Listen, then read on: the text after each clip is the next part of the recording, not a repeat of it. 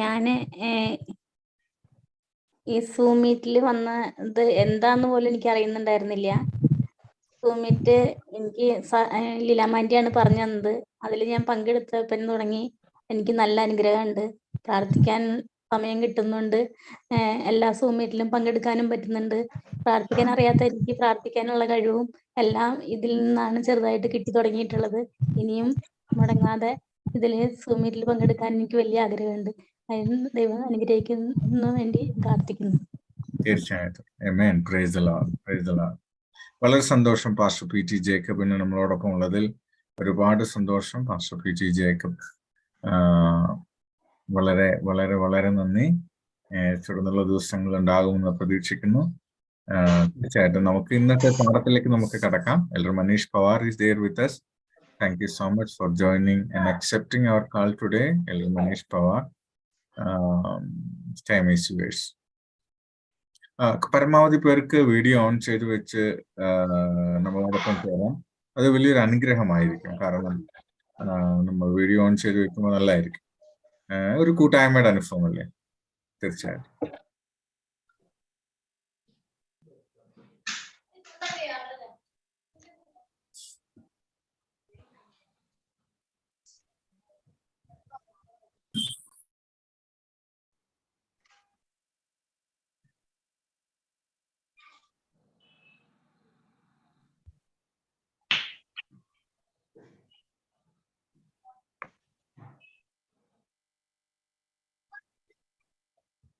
ഇനി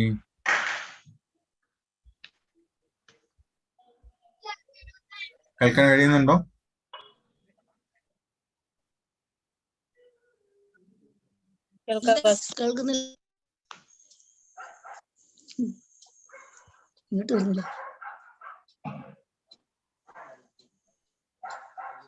Manish, can you hear me? Yes, I can hear you. Okay, then you can start. Okay.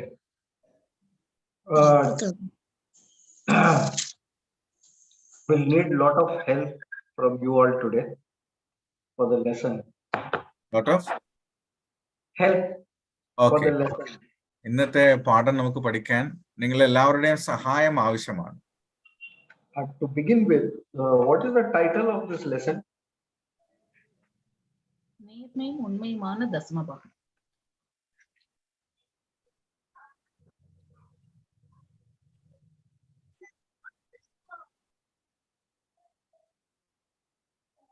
Any problem facing? My video is I'll just put it off. Now it's okay? Yes, yes. So what is the title of the lesson this week? ഈ ആഴ്ചത്തെ പാഠത്തിന്റെ തലക്കെട്ട് എന്താണ്?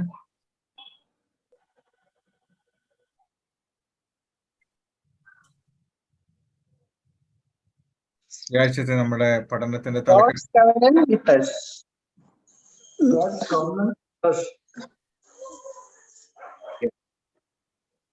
ദൈവത്തിന്റെ ഉടമ്പടികൾ, നമ്മളോടുള്ള ദൈവത്തിന്റെ ഉടമ്പടികൾ.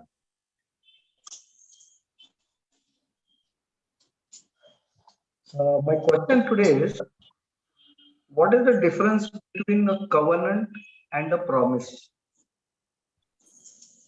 ഈ ഉടമ്പടി എന്ന് പറയുന്നതും ഉറപ്പ്, വാഗ്ദത്തം, പ്രോമിസ് ചെയ്യുക, ഇത് രണ്ടും തമ്മിലുള്ള വ്യത്യാസം എന്താണ്? Covenant is a bilateral one. The promise is an unilateral one.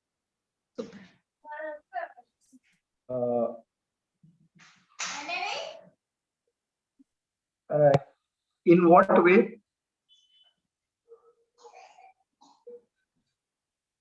Keeping the promise. Okay. Anyone else? ഇനി ആർക്കെങ്കിലും പറയാൻ കഴിയുമോ? Sister Jaya. Covenant needs two people. Okay. And the promise needs one person. Okay. Any other difference between the two? അതായത് ഉടമ്പടി എന്ന് പറയുമ്പോൾ രണ്ടുപേര് വേണം. പറഞ്ഞോളൂ sister Shiny. One is bilateral. Okay.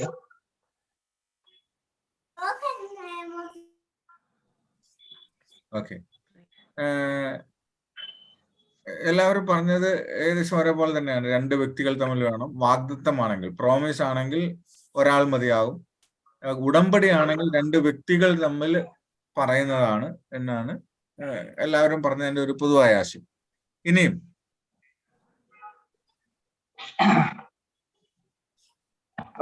To put it in some simple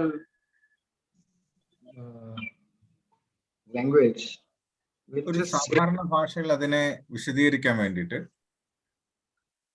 we'll just say covenant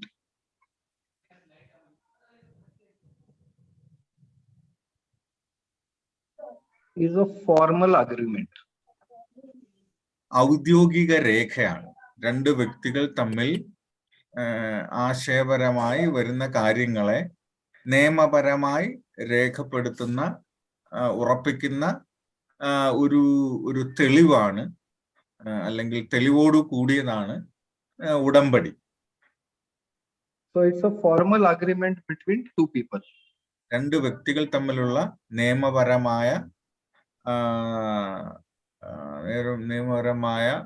വാഗ്ദത്തം. And a promise is an assurance. Promise എന്ന് പറയുന്നത്, അല്ലെങ്കിൽ ഉറപ്പ് പറയുക, സത്യം ചെയ്യുക എന്ന് പറയുന്നത് അതൊരു ഉറപ്പാണ്, അതൊരു ആശ്വാസകരമായ ഉറപ്പാണ്. Okay, are we agreed on this? ഈ അർത്ഥത്തോട് നിങ്ങൾ യോജിക്കുന്നുണ്ടോ? ഉണ്ടെങ്കിൽ ഉണ്ട് എന്ന് പറയാ, ഇല്ലെങ്കിൽ ഇല്ലെന്ന് പറയാം. Definitely. Okay. Now we will find that between God and man, from the time of Adam up to the future, God has made certain covenants with man from the beginning. ആദമിന്റെ കാലം മുമ്പ് തന്നെ, അത് മുതൽക്ക് തന്നെ, അല്ലെങ്കിൽ അതിന്റെ കാലം മുതൽ ഭാവിയിൽ അവസാനിക്കുന്ന കാലം വരെ പലതരത്തിലുള്ള കവനന്റ് ദൈവം, ഉടമ്പടികൾ ദൈവം മനുഷ്യരോട് ചെയ്തിട്ടുണ്ട്. So what I'd like to do with your help, I just want to write down all the covenants which you know, which God has with man from the beginning. ദൈവം മനുഷ്യനോട് ചെയ്തിട്ടുള്ള ഉടമ്പടികൾ നിങ്ങൾക്ക് ഓർമ്മയുള്ളതൊക്കെ പറയാം, അതൊക്കെ നമുക്കൊന്ന് എഴുതണം. So let us start with Garden of Eden. നമുക്ക് ഏതൻ തോട്ടത്തിൽ നിന്ന് തുടങ്ങാം.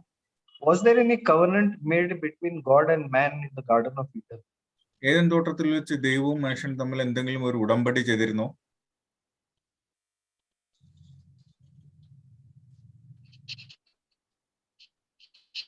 ആദ്യം ഈ വൃക്ഷത്തിന്റെ ഫലം തിന്നരുത്, തിന്നുന്ന നാൾ മരിക്കും എന്ന് പറഞ്ഞൊരു ഉടമ്പടി. About don't eat the fruit from the middle of the garden. Okay, was that a covenant? അതൊരു കവനന്റ് ആണോ? അതൊരു ഉടമ്പടി ആയിരുന്നോ? അതൊരു നിയമമായിരുന്നു? It was not a formal one. It was not a covenant, I think. It was, I think, a law. Because Adam has nothing to do with it. It is Right. we cannot call it as a covenant. Then was it a law which Adam and Eve had to keep? It is a law. Yeah, okay. ആ ഒരു കാര്യത്തിൽ ആദമിന് ഒന്നും ചെയ്യാനുണ്ടായിരുന്നില്ല. അതുകൊണ്ട് അതൊരു covenant അല്ല എന്നാണ് doctor ആദിൻ പറഞ്ഞത്. യഥാർത്ഥത്തിൽ അതൊരു നിയമമാണോ, ആയിരുന്നോ എന്ന് സാറ് ചോദിച്ചു. അതേന്ന് ഉത്തരം പറയുകയും ചെയ്തു. തീർച്ചയായിട്ടും അതൊരു നിയമമായിരുന്നു. Can continue? Yes, sir. There is one covenant which I remember, and that is after the flood. One rainbow.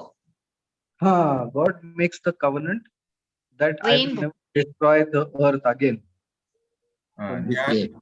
ഞാൻ ഈ ലോകത്തെ വെള്ളത്താൽ ഇനി നശിപ്പിക്കില്ല എന്നുള്ളത് ഒരു കവനന്റ് ആണ്. Absolutely. There is a slight change there. That is Okay. a unilateral covenant. It Okay. is not a bilateral covenant. Okay. It is a covenant, but it is Yes. a unilateral covenant, not a Okay. bilateral covenant. Okay. So that is one covenant which I remember. Anything before that? ഇതിനു മുമ്പ് അങ്ങനെയുള്ള എന്തെങ്കിലും ഒരു ഉടമ്പടി ഉള്ളതായിട്ട് നിങ്ങളുടെ ഓർമ്മയിലുണ്ടോ?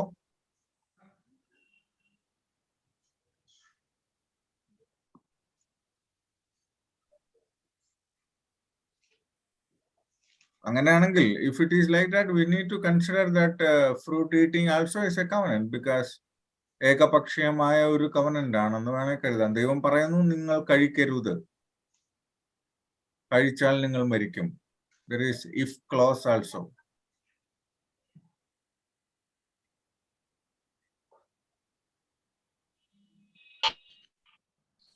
Okay, we can continue.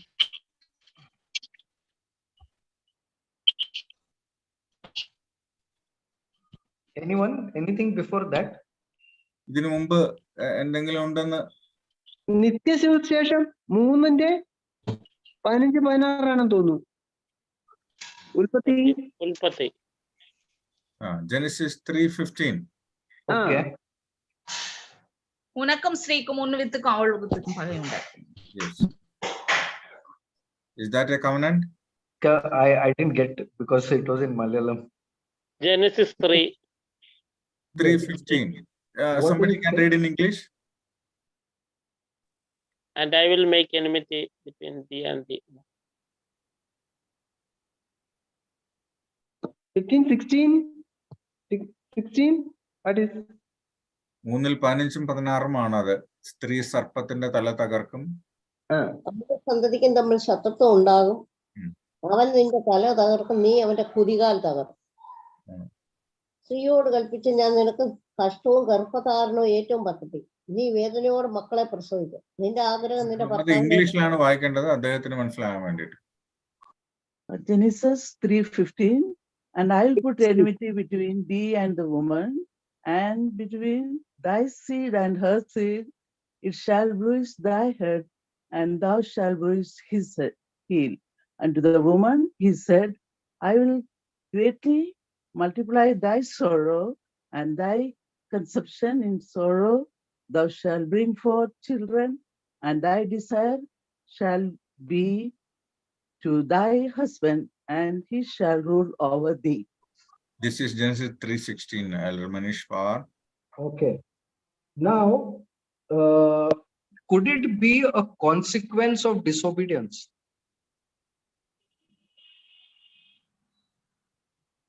Because after Adam and Eve ate the fruit, God says, because you have done this, now I will do this. So is it a consequence?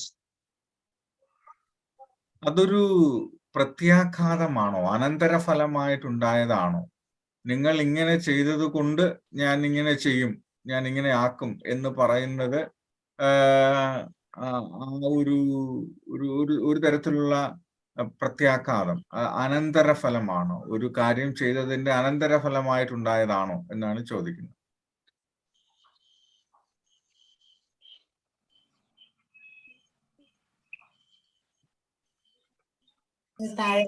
അനന്തരഫലം തന്നെയാണ്. എന്നാന്ന് ചോദിച്ചാൽ അത് ഡിസൊബേ ചെയ്തത് കൊണ്ടാണല്ലോ അങ്ങനെ ഒരു ഫലം അവർ അനുഭവിക്കേണ്ടി വരുന്നത്.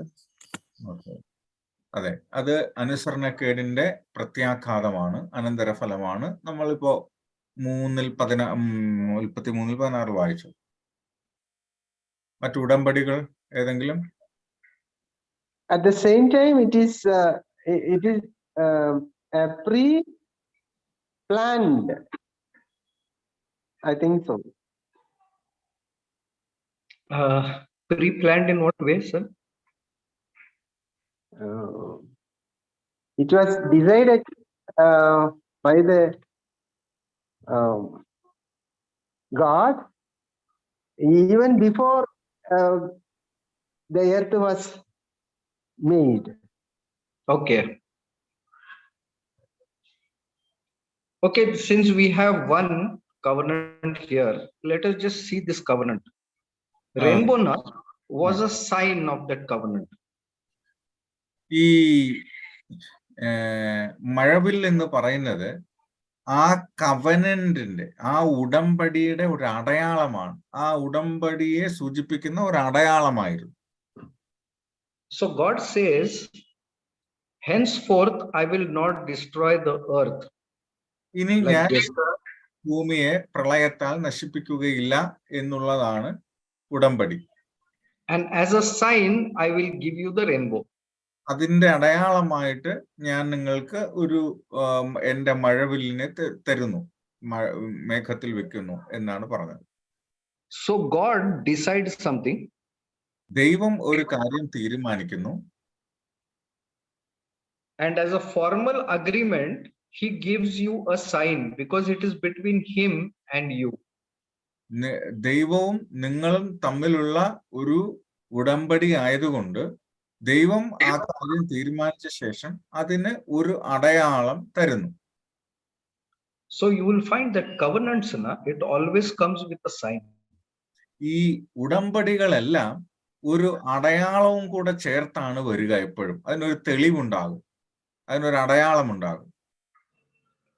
So God makes a formal agreement with man and he gives man a sign of that covenant. ദൈവം വ്യക്തികളുമായി അല്ലെങ്കിൽ മനുഷ്യരുമായിട്ട് ഒരു ഉടമ്പടി ഉണ്ടാക്കുമ്പോൾ ആ ഫോർമൽ നിയമപരമായ ഒരു എഗ്രിമെന്റ് ഉണ്ടാക്കുമ്പോൾ അതിന്റെ ഒപ്പം തന്നെ ദൈവം അതിനെ സൂചിപ്പിക്കുന്ന ഒരു അടയാളം കൂടെ നൽകും. Now you'll find that there are two very important things here. One is the formal agreement. രണ്ട് കാര്യങ്ങൾ പ്രധാനമായിട്ട് നമ്മൾ ശ്രദ്ധിക്കുക. ഒന്ന് ഒരു നിയമപരമായ രേഖ, സമരേഖ. And then there is the sign. അതിന് ഒരു അടയാളവും ഉണ്ടാകും. Okay, so now when we are going to look at covenants, you are going to find these two ingredients are there or not. ഇനി നമ്മൾ ഏതൊരു കാര്യത്തെയും നമ്മൾ നോക്കുമ്പോൾ ഒരു കവനന്റ് ആണോ എന്ന് തിരിച്ചറിയാനുള്ള രണ്ട് കാര്യങ്ങൾ ഇതാണ്. ഒരു നിയമപരമായ ഫോർമൽ എഗ്രിമെന്റ് ഉണ്ടായിരിക്കണം, ഒപ്പം അതിനൊരു അടയാളം കൂടെ ഉണ്ടാവണം. If it is like that, Sabbath is a covenant. Correct. How long, sir? How long we are taking to get there? Today is the Sabbath day. എന്ന് പറയുന്ന ആ ഒരു ഉടമ്പടിയെ കുറിച്ച് പറയാൻ നമ്മൾ എത്ര വൈകിപ്പോയി. ശബദം കൂടെ അല്ലേ? So Sabbath is the sign. ശബത്ത് ഒരു അടയാളമാണ്. Okay, this is the first covenant. Even before the earth was made, this covenant God had given and the sign was Sabbath. മനുഷ്യനെ രക്ഷിച്ചു കൊള്ളാം എന്ന് പറയുന്ന ആ ഒരു എഗ്രിമെന്റ് അല്ലെങ്കിൽ നിയമപരമായ ഉറപ്പ് ദൈവം നേരത്തെ നൽകി. അതിന്റെ അടയാളമായിട്ട് ദൈവം ശബത്തിനെ നൽകി.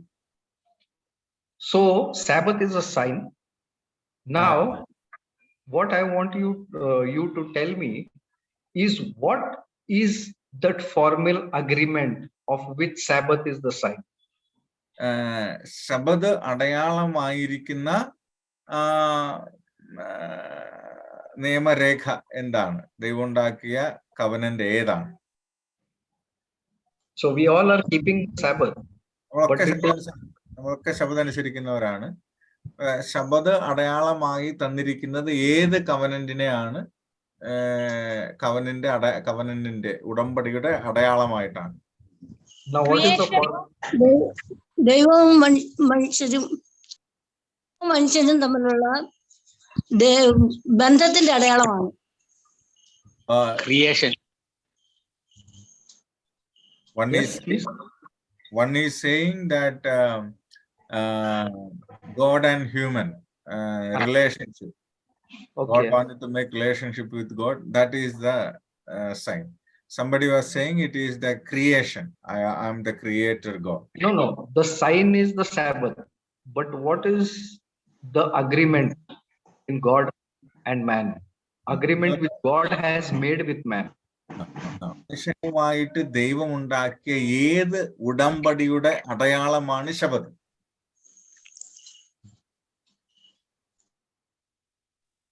സൃഷ്ടിയുടെ It's a day of rest. Okay, I will give you one verse, beginning of the verse. If you remember that verse, you just tell me what it means. And this shall be a sign between you, between me and you. What is the remaining part of that verse? ഞാൻ നിങ്ങളെ ഇത് എനിക്കും നിങ്ങൾക്കും മധ്യ അടയാളമായിരിക്കട്ടെ. ആ വാക്യത്തിന്റെ മുഴുമിപ്പിക്കാമോ?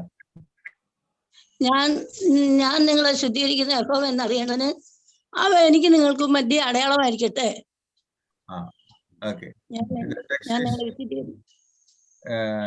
വിശുദ്ധീകരിക്കുന്ന ദൈവം. English പദം എന്താണ്? Sanctifying God. The verse is, and this shall be a sign unto all generations that I am your God and you are my people. ഞാൻ എൻ്റെ ദൈവവും നിങ്ങൾ എൻ്റെ ജനവും ആയിരിക്കേണ്ടതിന് ഇതിനെ ഞാൻ എൻ്റെ അടയാളമായി തന്നിരിക്കുന്നു എന്നാണ് യഥാർത്ഥത്തിൽ പറയുന്നത്. So when you keep the Sabbath, actually you are saying that God is my God and I am his son. ശബത്ത് അനുസരിക്കുമ്പോൾ നമ്മൾ പറയുന്നത് എന്താണെന്നറിയാമോ? ദൈവമേ, നീ എൻ്റെ ദൈവമാണ്, ഞാൻ നിന്റെ ജനമാണ് എന്നുള്ള ആ ഉടമ്പടിയുടെ അടയാളമാണ് ശബത്ത്. And Sabbath is the sign for that. ശബത്ത് ആ ഒരു ദൈവം നമ്മുടെ ദൈവമാണെന്നും അതേപോലെ നമ്മൾ ദൈവത്തിന്റെ ദൈവത്തിന്റെ ജനമാണെന്നും ഉള്ള ദൈവത്തിന്റെ ഈ ഉടമ്പടി, ആ ഉടമ്പടിയുടെ അടയാളമാണ് ശബത്ത്. Okay, now we'll go henceforth. ഇനി നമുക്ക് മുന്നോട്ട് പോകാം. Any other covenant you can remember?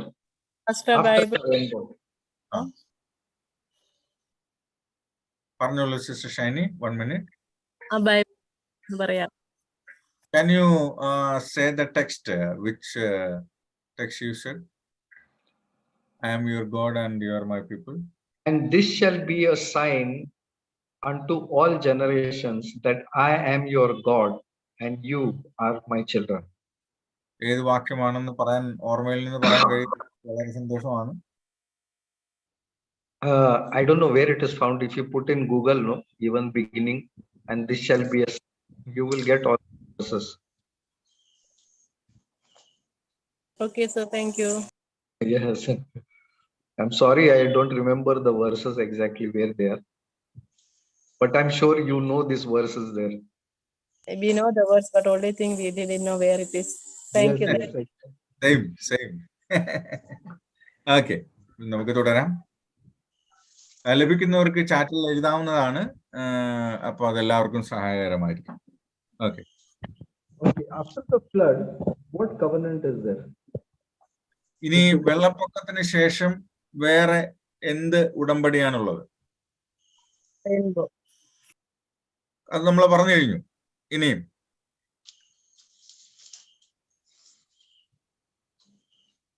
നീ വെള്ളത്താൽ ഭൂമിയെ നശിപ്പിക്കുകയില്ല എന്ന് ഒരു ഉടമ്പടി വെച്ചു.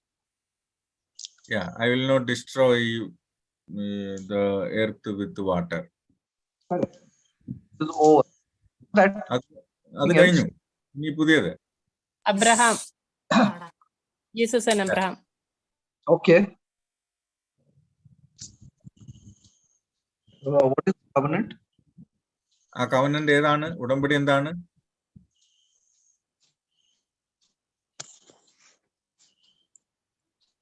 അബ്രഹാമിനോട് ചെയ്ത ഉടമ്പടി എന്താണ്? ജാതികൾക്ക് വലിയൊരു ജാതിയാക്കും. Yeah, I will make you a big nation. Okay. Now what I'm going to do, no? I will leave this track and I will put it here. You know why? because you will find this is to do with all mankind. And that covenant is with a person. നമ്മളിപ്പോ രണ്ടെണ്ണം കണ്ടത് മനുഷ്യരാശിയോടുള്ള ദൈവത്തിന്റെ ഉടമ്പടിയാണ്. പക്ഷെ അബ്രഹാമിന്റെ കാര്യത്തിൽ വരുമ്പോൾ ഒരു വ്യക്തിയോടുള്ള ഉടമ്പടിയാണ്. അതുകൊണ്ട് ഇതിന്റെ ഈ പേജിന്റെ താഴെ നടുക്ക് നിന്ന് എഴുതി തുടങ്ങാണ്. So you will find this is with the whole world, and that is with one man. So I'm going to put Abraham here. അതുകൊണ്ട് അബ്രഹാമിനെ നമുക്ക് നടുക്ക് വെക്കുകയാണ്. മറ്റേത് രണ്ടെണ്ണം ദൈവം മനുഷ്യരോട് ആകെ ചെയ്തതാണ്. ഇവിടെ നമ്മൾ വരുമ്പോൾ ഒരു വ്യക്തിയോട് ചെയ്യുന്ന ഒരു ഉടമ്പടിയാണ്. And what God has decided with Abraham, He is going to make him a great nation. ദൈവം അബ്രഹാമിനെ ഒരു വലിയ രാജ്യമാക്കാൻ പോകുന്നു എന്നുള്ളതാണ്. And God gave Abraham a sign. What was the sign? അബ്രഹാമിന് ദൈവം ഒരു അടയാളം കൊടുത്തു. അതിന് എന്തായിരുന്നു അടയാളം? வானத்து நட்சத்திரங்களை என்ன கூடுமானால் என்ன? கடற்கரை மணல். Stars and the sands. Right, exactly. കൃത്യമായും ശരിയാണ്. Okay, now we are getting a hang of everything. Good. നമ്മള് കാര്യങ്ങൾ ഓടി വരുന്നുണ്ട് ഇപ്പോൾ. Another person I remember that God had covenant with. You know whom? ഇനി ആരെങ്കിലും അറിയാമോ ഇങ്ങനെ ഒരു ഉടമ്പടി ഉണ്ടാക്കിയത്? With Cain. Correct, exactly. തീർച്ചയായിട്ടും. Now I'm beginning to have a little fun with this. Thank you for your prompt answers. It encourages me. നിങ്ങൾ കൃത്യമായ ഉത്തരം പറയുന്നത് എനിക്കൊരു പ്രോത്സാഹനമായിരിക്കുന്നു. Otherwise, Pastor Binoy knows I don't like one side. ഒരു വശത്തുനിന്ന് മാത്രം പറയുന്നത് അദ്ദേഹത്തിന് ഇഷ്ടമില്ല എന്ന് എനിക്കറിയാമെന്നാണ് പറയുന്നത്. So with Cain, God made a covenant. What was the covenant? കയീനുമായിട്ട് ദൈവം ഒരു ഉടമ്പടി വെച്ചു. എന്തായിരുന്നു കയീനോടുള്ള ഉടമ്പടി? உன்னை யாரும் அழித்து போடாதபடிக்கு உன்மேல் ஒரு அடையாளத்தை போட்டேன். ഞാൻ നിന്നെ നശിപ്പിക്കാതിരിക്കാൻ ഞാൻ നിന്റെ മേലിൽ ഒരു അടയാളം വെക്കുന്നു. വാട്ട് വാസ് ദ അടയാളം?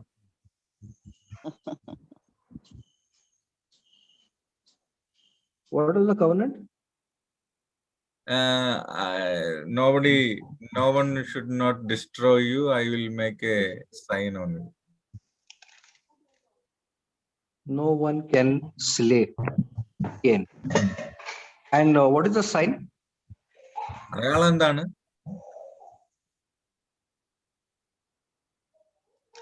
എന്താണ് കയീന് കൊടുത്ത അടയാളം? அடையாளம் போட்டோம்னா இருக்கு. அடையாளம் தான் தெரியும்.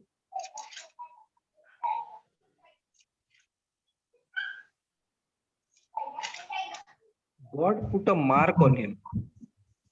അവന്റെ ദേഹത്ത് ഒരു അടയാളം ഇട്ടു, ഒരു മാർക്ക് ഇട്ടു.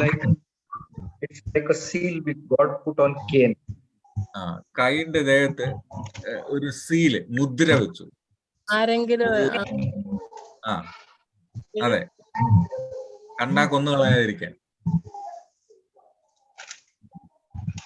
Okay, now you have two tracks. You can tell me covenant between a human being, and you can tell me between man.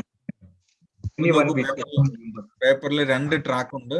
ഒന്ന് ദൈവവും ലോകവുമായിട്ടുള്ള, മുഴുവൻ മനുഷ്യരുമായിട്ടുള്ള ഒരു കവനന്റും, താഴത്തെ ട്രാക്കിൽ ദൈവവും മനുഷ്യരുമായിട്ടുള്ള ഒരു വ്യക്തിയുമായിട്ടുള്ള കവനന്റിന്റെയും ഒരു ട്രാക്ക് ഉണ്ട്. So we'll put this as 1 and this one as 2.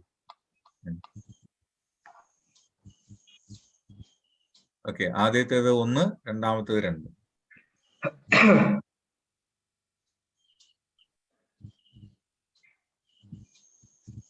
You can continue.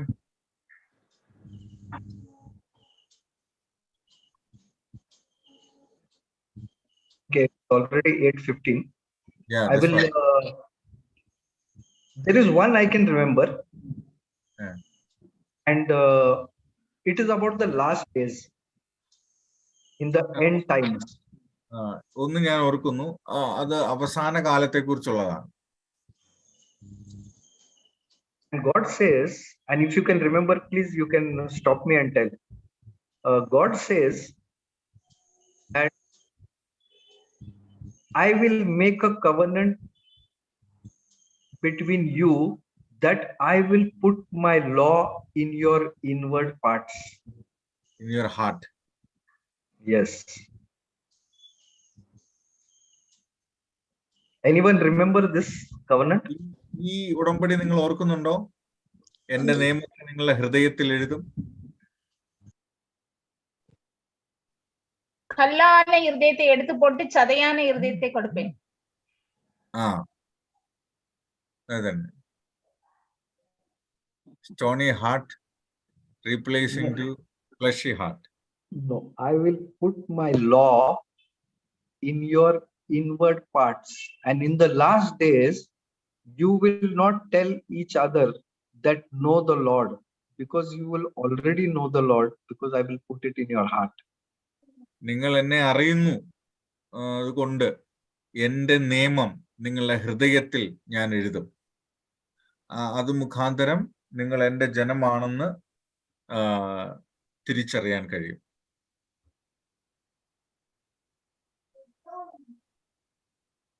Anyone remember this? ഈ ഒരു ഉടമ്പടി ആർക്കെങ്കിലും ഓർമ്മയുണ്ടോ?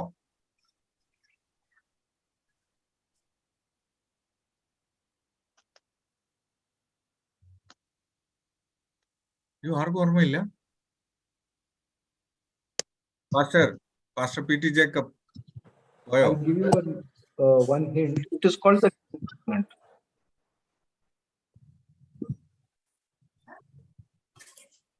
Every Christian is supposed to remember this covenant.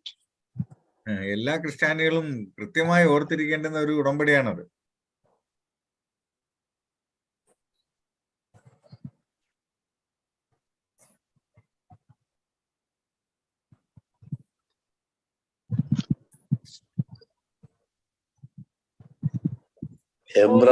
Hebrews 8:16. Hebrew 8:16. Yes, please. 8:16.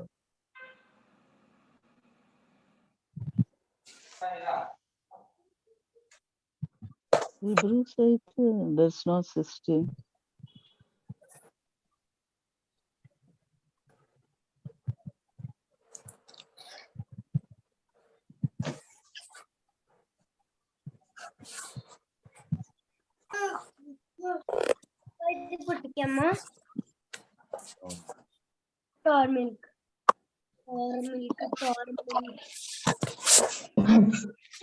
Pastor, yeah, do you know that verse where it is found? And I will put my law. Yeah.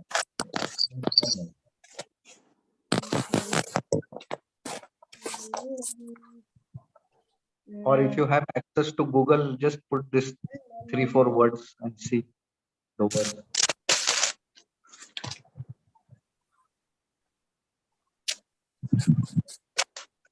Hebrew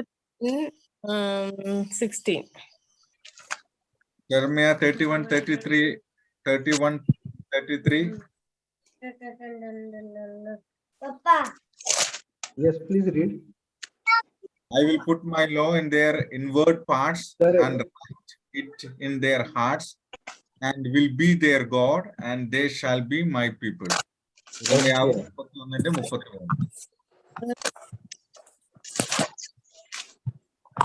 So this is the new covenant.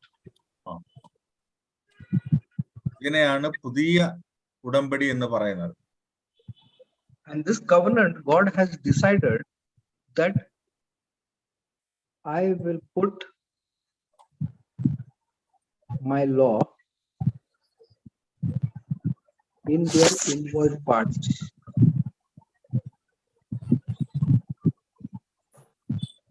Yes. Ezekiel 20 about Sabbath. So the old covenant was there. That covenant was not in the heart.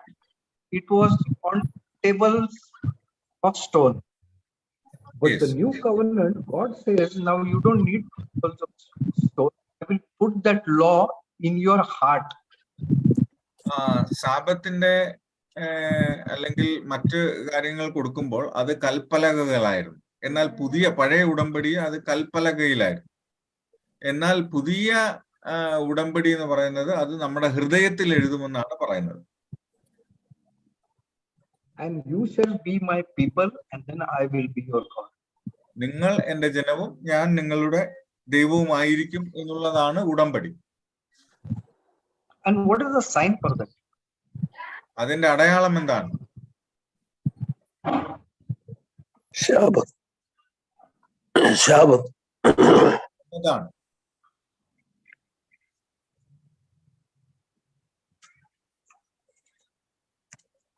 Exactly. തീർച്ചയായും Sabbath തന്നെയാണ്. So there was an old covenant. അവിടെ ഒരു Where പഴയ people had to keep that covenant. ആ ഉടമ്പടി ജനങ്ങൾ പാലിക്കണമായിരുന്നു. Then God gives a new covenant in which He says, "Put that law which I had given you, I will put it in your heart." ഞാൻ തന്ന ആ നിയമങ്ങൾ നിങ്ങളുടെ ഹൃദയത്തിൽ എഴുതുമെന്നുള്ളതാണ് പുതിയ ഉടമ്പടി.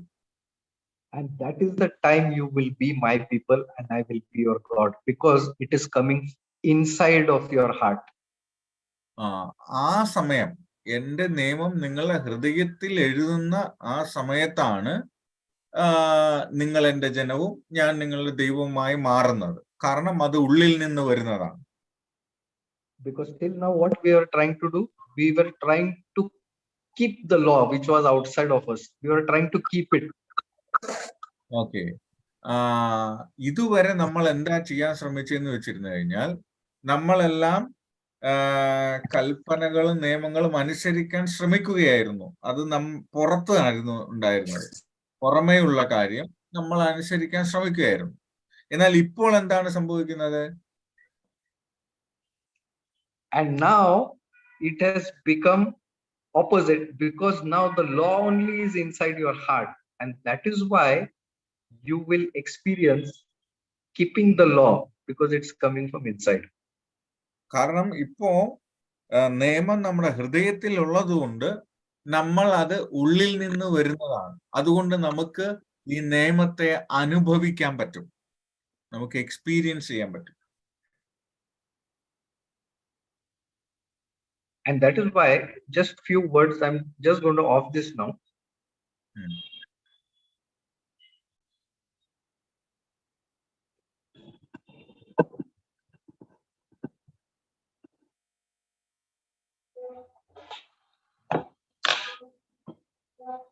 The last days, I think things are going to be very different, because അന്ത്യനാളുകളിൽ കാര്യങ്ങളൊക്കെ വളരെ വ്യത്യസ്തമായി ആകാൻ പോകുകയാണ്. കാരണം why this covenant is so important, it is because after this verse God goes on to say that there is going to come a time where we are not going to tell our neighbors, you should know God. ഇനിയും ഒരു അന്ത്യകാലത്ത് നമ്മൾ നമ്മുടെ അയൽപക്കത്തുള്ളവരോട് പറയത്തില്ല, നിങ്ങൾ ദൈവത്തെ അനുസരിക്കണമെന്ന് പറയാൻ പോകുന്നില്ല, പറയാൻ പറ്റുകയില്ല. And God is like this, God is like that. ദൈവം അങ്ങനെയാണ്, ദൈവം ഇങ്ങനെയാണ്, ദൈവം അങ്ങനെയാണെന്നൊന്നും നമുക്ക് പറയാൻ പറ്റില്ല. They will automatically know God when they see you. അവര് നിങ്ങളെ കാണുമ്പോൾ തന്നെ ദൈവത്തെ നിങ്ങളിലൂടെ മനസ്സിലാക്കാൻ കഴിയും. They will know the law when they see you, because the law is inside your heart and it radiates outside. നിങ്ങളെ കാണുമ്പോൾ തന്നെ എന്താണ് നിയമം, കൽപ്പനകളെന്ന് മറ്റുള്ളവർക്ക് മനസ്സിലാകും. കാരണം നിയമം നിങ്ങളുടെ ഉള്ളിലിരിക്കുന്നു. ആ ഉള്ളിലിരിക്കുന്ന നിയമത്തിന്റെ ശോഭ മറ്റുള്ളവർക്ക് നമ്മളെ കാണുമ്പോൾ തന്നെ തിരിച്ചറിയാൻ പറ്റും. And that is why we have this slogan, be the sermon. അതുകൊണ്ടാണ് നമുക്ക് ഇങ്ങനെ ഒരു സ്ലോഗൻ, ഒരു ആശയം ഉണ്ടായിരുന്നത്, ബി ദ സർമൺ, നിങ്ങൾ പ്രസംഗമാകുക എന്നുള്ള ഒരു ആശയം ഉണ്ടായത്. ജനറൽ കോൺഫറൻസിന്റെ ഈ ഗ്ലോബൽ യൂത്ത് ഡേയുടെ ഭാഗമായിട്ടാണ് ഈ സ്ലോഗൻ ഉണ്ടായത്, B the sermon.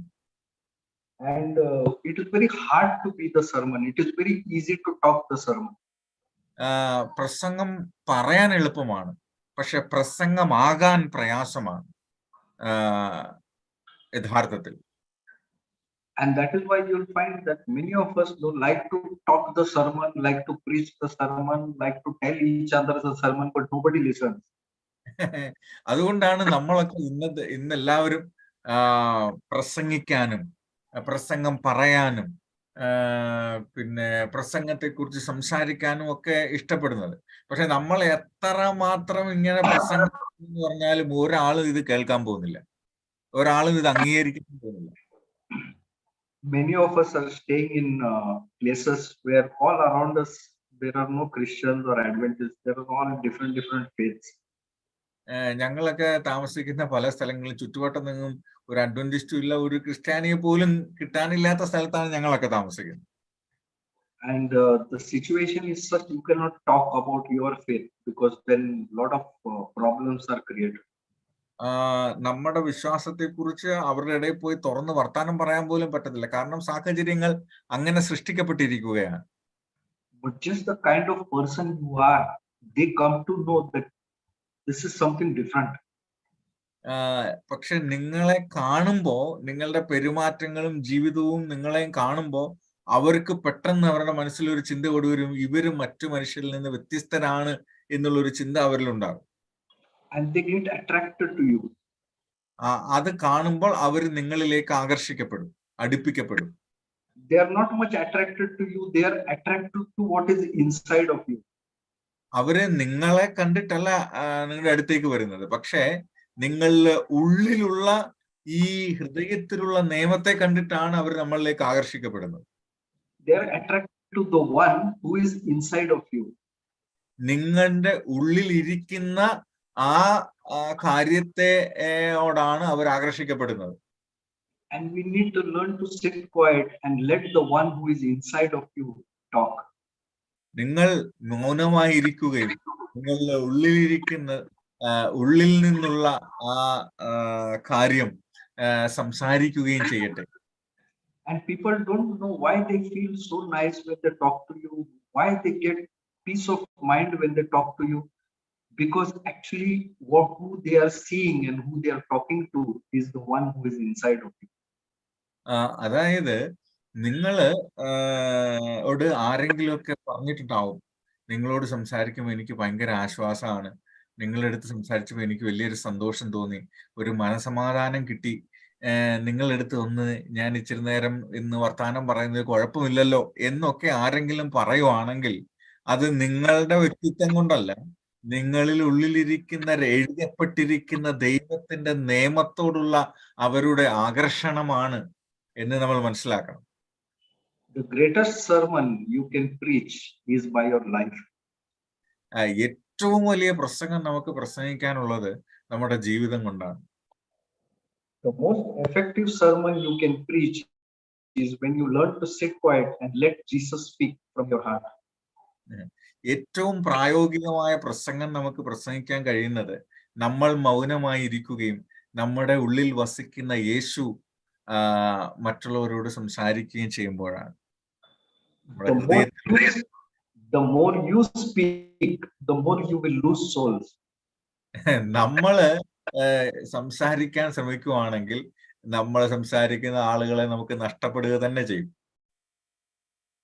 We have to learn to allow God to preach through us. നമ്മള് നമ്മുടെ ഉള്ളിൽ, നമ്മുടെ ഹൃദയത്തിൽ നമ്മൾ സ്വീകരിക്കുന്ന ദൈവം സംസാരിക്കാൻ അനുവദിക്കുകയാണെങ്കിൽ, ദൈവം സംസാരിക്കാൻ നമ്മൾ ശീലിപ്പിക്കുകയാണെങ്കിൽ ജനങ്ങൾക്ക് ദൈവത്തെ മനസ്സിലാക്കാൻ പറ്റും നമ്മളിലൂടെ. And when Jesus speaks through you, when God speaks through you, lot of work will be done. When Jesus speaks through you, lot of work will be done in winning souls. ഒരുപാട് കാര്യങ്ങൾ ദൈവത്തിന് നമ്മളെ കൊണ്ട് ചെയ്യിപ്പിക്കാൻ പറ്റും, ആത്മനേട്ടങ്ങൾ ഉണ്ടാക്കാൻ പറ്റും. I want to thank you. I hope it was a much blessing to you as it was to me as we studied together. Happy Sabbath to you. എല്ലാവർക്കും ശുഭ സാബത്ത് നേരുന്നു. ഇങ്ങനെ നിന്ന് പഠിക്കാൻ പറ്റിയത് ഒരു വലിയ കാര്യമാണെന്ന് വിചാരിക്കുകയാണ്. നിങ്ങളുടെ അഭിപ്രായങ്ങൾ പറയാം. It was a wonderful session. Thank you so much and happy Sabbath to you, sir. മനോഹരമായ ഒരു സെഷൻ ആയിരുന്നു എന്നാണ് പറഞ്ഞത്. ഇനി ആർക്കെങ്കിലും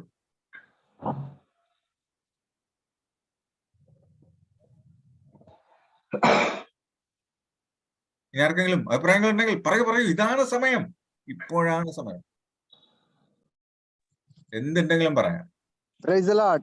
I have heard 2-3 versions about this lesson. Okay. This is a wonderful version. So, thank you very much. God bless you. Thank you, sir. God. Okay.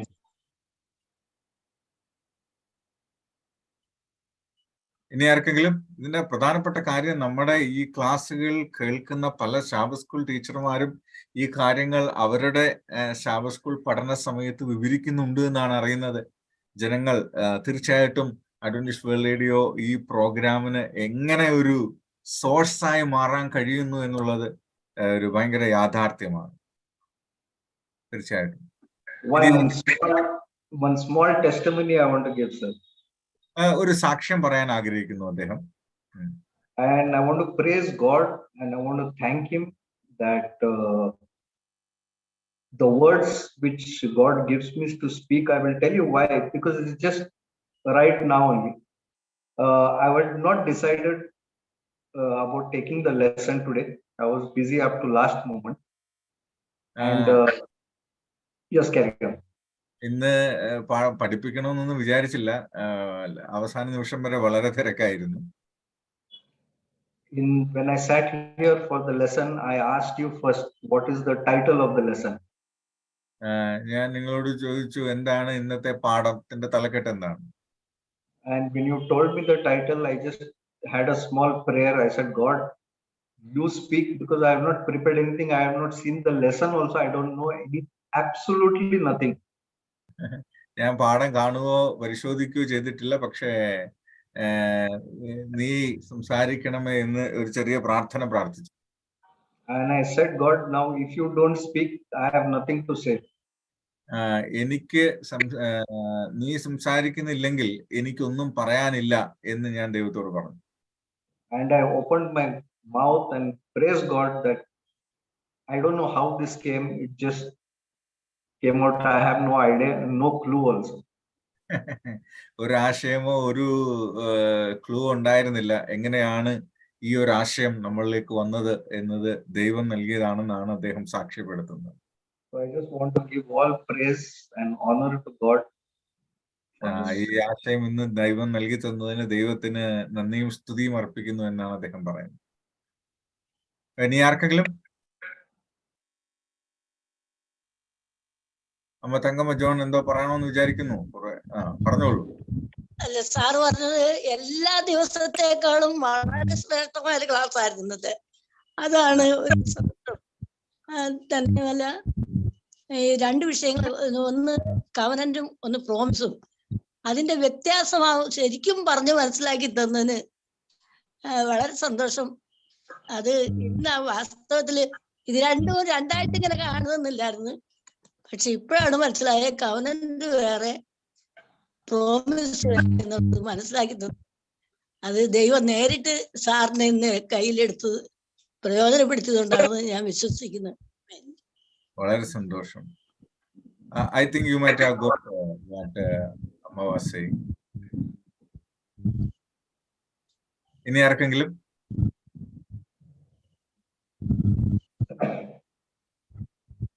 Pastor P T Jacob.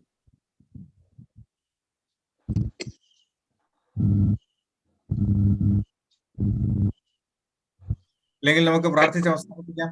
Appreciation ഒന്നും, അല്ലെങ്കിൽ ഇത് നന്നായി, ഇത് ഞാൻ ഇതുവരെ കണ്ടതിൽ നിന്ന് വ്യത്യസ്തമാണ്, അല്ലെങ്കിൽ ഇത് എന്റെ ഹൃദയത്തെ സ്പർശിച്ചു, അങ്ങനെ പറയുമ്പോ സ്വർഗം സന്തോഷിക്കുകയാണ്.